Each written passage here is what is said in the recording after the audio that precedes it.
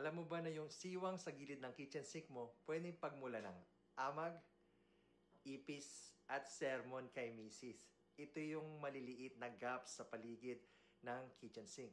Dapat nilalagyan natin ito ng caulking. Kasi pag nabasa yan, papasok ang tubig sa ilalim ng counter, kaya hello molds at hello bulok na plywood. Ano ang kailangan mo?